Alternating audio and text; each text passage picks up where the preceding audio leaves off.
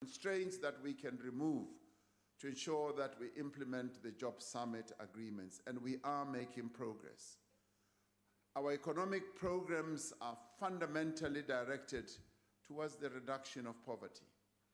We have said that within the next decade, no person in South Africa should go hungry, and that we will eradicate poverty within a generation.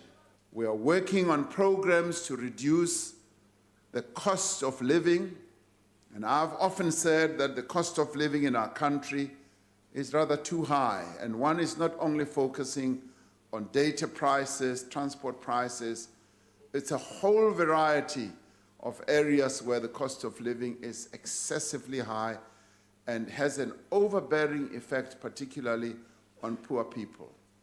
Youth unemployment is our biggest challenge. We know that.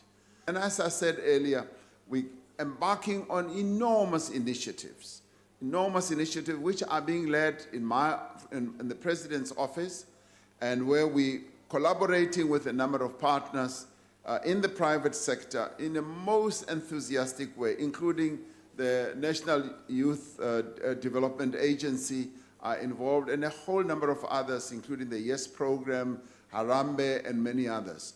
So all those are now working on a major intervention that is going to bring in a number of young people who we are going to count in the hundreds of thousands to try and reduce the level of unemployment amongst young people.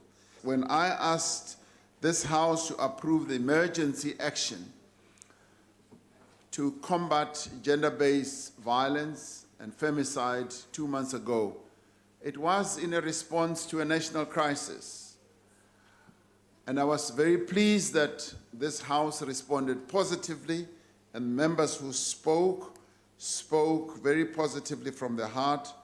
It was also a response to mounting calls from our people to match our condemnation of such violence with a commitment that is necessary to ensure that necessary human, financial, and other resources are available to tackle this crisis. No longer 1.1, but 1.6 billion has now become available for this purpose.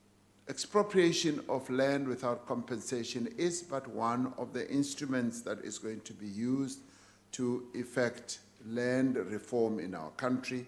That is what the panel has also said.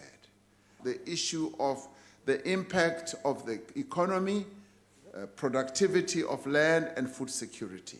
Those are issues that need to be taken into account, and as we move forward with this, we obviously need to use those as filters, to use those as issues that we need to pay attention to as we return the land to our people. And that we are going to do, and we will not turn away from returning the land to our people. Thank you very much.